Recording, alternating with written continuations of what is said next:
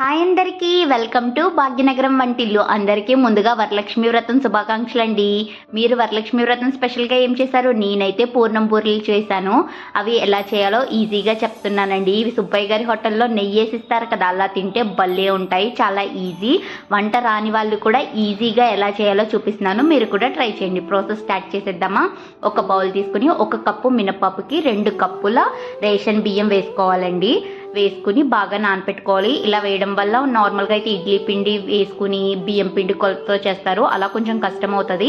ఇలా చేయండి, చాలా ఈజీ. వేసుకుని ఒక 5-6 గంటల పాటు నానపెట్టుకోవాలి. నేనైతే నైట్ నానపెట్టేసాను. మార్నింగ్కి ఇలా అయింది. దాన్ని శుభ్రంగా కడుక్కుని మిక్సీ జార్లో వేసేసుకుని కొంచెం థిక్గా దోసల పిండి కన్సిస్టెన్సీలో రుబ్బేసుకుని 1 గంట పాటు పక్కన పెట్టాను. గ్రైండర్లో రుబ్బుకుంటే 1 గంట పక్కన పెట్టక్కర్లేదండి. మిక్సీలో చేయడం వల్ల 1 గంట పక్కన పెట్టుకోవాలి.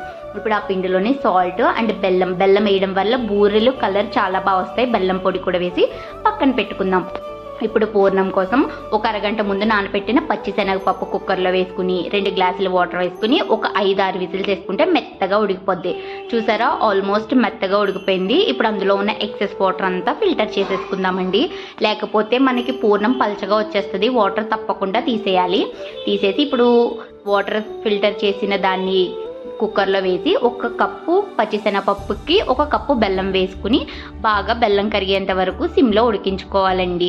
బెల్లం అంతా కరిగిపోవాలి. అందులోనే కొద్దిగా కొబ్బరి తురుము కూడా వేయండి, చాలా బాగుంటుంది.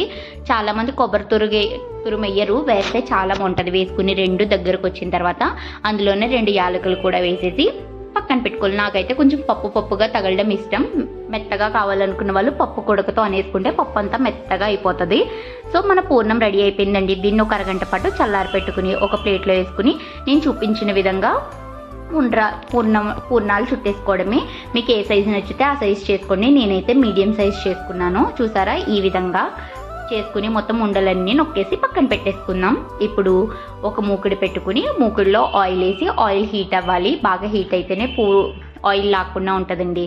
ఆయిల్ హీట్ అయింది కదా, ఇప్పుడు పూర్ణాలని పిండిలో డిప్ చేసుకుని వేసేసుకోవడమే. చూసారా, చాలా ఈజీ అండి. చాలామంది తోకలు వస్తాయని భయపడతారు, బాగానే వచ్చేస్తాయి, అంతేమి కాదు. జస్ట్ డిప్ చేసేసుకుని వేసేసుకోవడమే. ఇది కష్టమన్న వాళ్ళకి నేను 2వ ప్రాసెస్ కూడా చూపించానండి ఇదే వీడియోలో. లాస్ట్ వరకు వీడియో చూడండి, మీకు అర్థమవుతుంది. చాలా ఈజీ. నార్మల్గా వరి పిండి వేసుకుని పిండిలో కలుపుకునే దానికన్నా ఇలా దోసల పిండితో చేస్తే చాలా బాగుంటుంది. ఒక 5 నిమిషాలు కలపకుండా ఉంటే కిందంతా ఉడుకుతుంది. అప్పుడు 2 సైడ్లు తిప్పుకోవాలి, లేకపోతే బూరు ఒక సైడే వేగుతుందని గుర్తుపెట్టుకోండి. జాగ్రత్తగా తిప్పండి, బూరు చెదరకుండా, లేకపోతే పూర్ణం బయటకు వచ్చేస్తుంది. గోల్డ్ కలర్ వచ్చేంత వరకు వేయించుకుంటే మన బూరెలు రెడీ. ఇది ఫస్ట్ స్టెప్, బూరెలు ఎలా వేయాలో. ఇప్పుడు నేను మీకోసం 2వ స్టెప్ కూడా తీసుకొచ్చాను. చూసారా, చాలా కలర్ఫుల్గా వచ్చాయి కదా, టేస్ట్ కూడా చాలా బాగుంది. ఇప్పుడు అదే దోసల పిండిలో పూర్ణాలు వేసేసుకుని ఒక స్పూన్ ఉంటుంది కదా, స్పూన్ తీసుకుని దాన్ని కోట్ చేసుకుని ఇలా వేసేసుకోవడమేనండి. చాలా ఈజీ. చాలా మంది బూరెలు వేయడానికి ఇబ్బంది పడతారు కదా, ఇలా స్పూన్తో ట్రై చేయండి, చాలా ఈజీగా అయిపోతుంది. దీన్ని కూడా గోల్డ్ కలర్ వచ్చేంత వరకు ఫ్రై చేసేసుకోవడమేనండి. చూసారా, ఆల్మోస్ట్ వేగిపోయినాయి.